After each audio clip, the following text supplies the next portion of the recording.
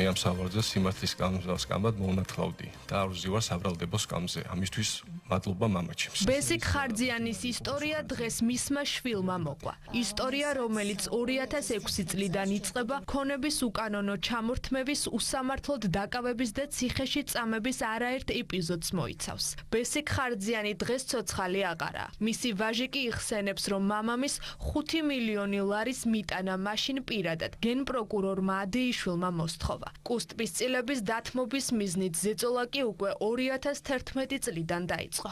2011 წლის 16 თებერვალს მამაჩემს აჩერებენ ვარაზის ხევში სოდის და კუდის თანამშრომლები. ერთ-ერთი არის მესხი ესეთი, რომელიც მამაჩემს პირში წამოსაყრიდა, გადაიყვანეს უკვე სადაც საჭირო იყო, იქ რა თქმა უნდა ამოუგდო უკვე ეს ნარკოტიკული საშუალება და ამის შემდეგ გადაიყვანეს უკვე დროებით იზოლატორში. 2011 წლის 18 თებერვალს უკვე შეასახლეს კლდანის მერვე საპყრობილეში, ეგრეთ წოდებული კარიდორი, რომელიც მამაჩემაც გაიარა ცემატყებით, როგორც ხდებოდა სამწუხაროდ. 2 კვირის განმავლობაში ეგრეთ წოდებულ კარანტინში იჯდა, დავალება მოდიოდა გიორგი უდესიანისგან. ეს დაჭერა და შემდეგ უკვე ციხეში მასე ფიზიკური ზეწოლა.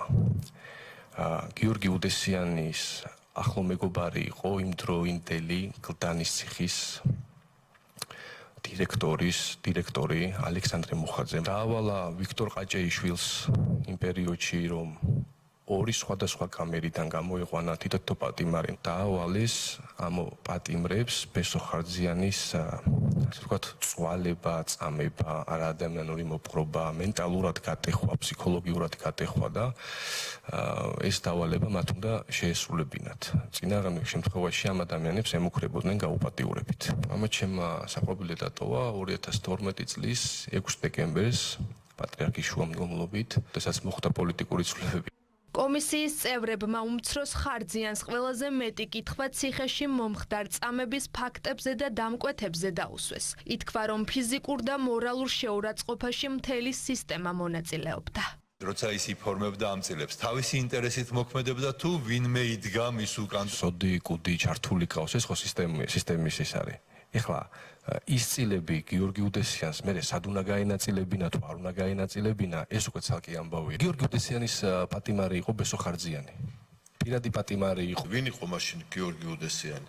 ეს არ იყო საჯარო მოხელე, რამდენადაც მე ვიცი. მას ყავდა დაჯგუფებები, ეგრეთ წოდებული ძველი სპორტსმენებისგან და ძველი პატიმრებისგან შემდგარი ზონდერ ბრიგადირი იყო, ასე ვთქვათ. თქვენ რამდენად გქონდათ საშუალება მთელი ამ ხნის განმავლობაში, რომ პაემანი ქონოდათ ოჯახის წევრებს? რა თქმა უნდა ვარ შესული მამაჩემთან. რა მეგითხრათ საყურადღებო? ვერაფერს ვერ გვეტყო და ერთი რაც ძალიან კარგად მახსოვს, მამაჩემი ხო ხა განახევრებული, გაჭაღარავებული, ეხსეც ჯაჭვები ქონდა მომული, ისე გამოყავდათ. აი განსაკუთრებულად ეტყობოდა, რომ სხვა პატიმრებსაც არ ანახებდნენ ბესოს. ბესო ხარძიანის შემდეგ სწორედ გიორგი უდესიანის ცოლის ძმის ჯერი დადგა. დასმულ კითხვებზე თავის არიდება მან სხვადასხვა ფორმით სცადა. ირწმუნებოდა, რომ ხარძიანის საქმეზე ფაქტები არ ახსოვს.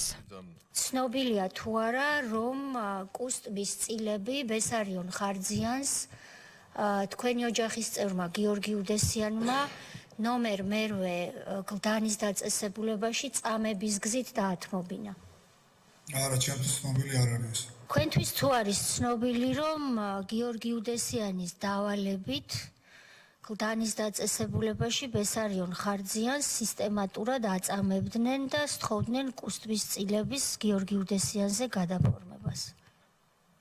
არა, ჩემთვის არ არის ცნობილი. თქვენი ხავით ერთ-ერთი უახლოესი გარემოცვის წევრი უდესიანის იმ ოფისშიც იყავით ხშირად, სადაც ჰქონდათ ყოფილი იპოდრომის ტერიტორიაზე და ამიტომ მე გთხოვდით, რომ მაქსიმალურად თქვენ გვიუპასუხოთ ჩვენ კითხვებს. მე პენდენციურ სამსახურში ვზივარ და აქ ადამიანს როგორც ისა აქ მეტყველება დავიწროებული და ისი აქ აზროვნებას, ისი აქ ის მახსოვრობას. თქვენ თუ სამჯერადი კვება გაქვთ მათ შორის ხორცის რაციონით. თქვენ თუ საკანში ტელევიზორი გაქვთ, ბიბლიოთეკა გაქვთ და წიგნებს კითხულობთ და უმაღლეს განათლების მქონე პირი ხართ.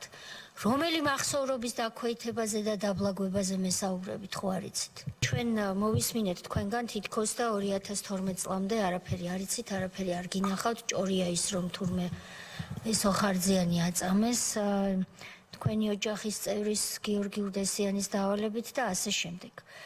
თქვენ შემთხვევით ხომ არ გეშინიათ გიორგი უდესიანის შურის ძიების? საიდან მოიტანეთ პუნქტი არასაბადო. კითხვებისგან თავის არიდება ადვოკატმა დავით კვაჭანტირაძემაც სცადა. ის გიორგი უდესიანის დავალებით გლდანის ციხეში არაერთხელ შევიდა. მათ შორის უქმე დღეს და ხარძიანს მინდობილობაზე ხელი მოაწერინა. რის შემდეგაც ნასყიდობის ხელშეკრულება დაიდო და კუსტბის წილები უდესიანს გადაეცა.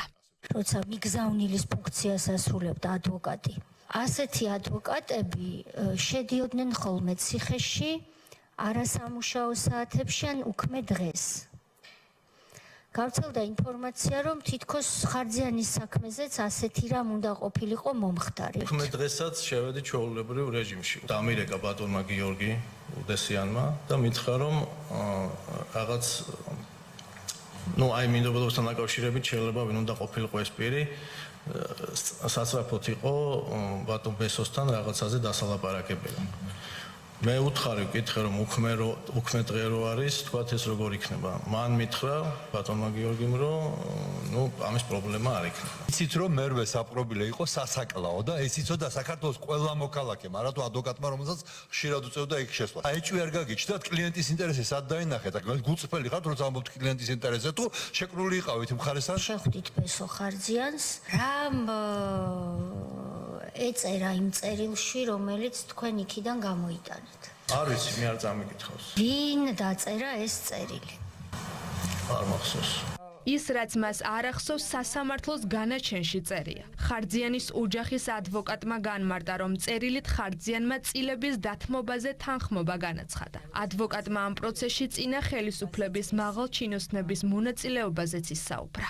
ჩასვეს მასთან ერთად ვინმე ოლეგ რამიშვილი, რომელმაც შესვლისთანავე დაიწყო ბესოს მიმართ ძალადობა. იყო ერთი დღე, როცა საკნიდან გაიყვანეს ოლეგ რამიშვილი და იგი დაბრუნდა გაფითრებულიო, ძანებდა ბესო ხარძიანი და მითხრაო, რომ ის იმყოფებოდა ციხის უფროსის კაბინეტში, სადაც იყვნენ დათა ახალაია, საქართველოს თავდაცვის მინისტრის ძმა, აი ასეა სასამართლო გადაწყვეტილებაში მოხსენიებული და სოსო თოფურიძე. ყველასთან დასწრებით დათა ახალაიამ დაურეკა გიორგი უდესიანს, რომელიც იყო ბესარიონ ხარძიანის პარტნიორი და იკითხა, რომ წილები გადაფორმდა.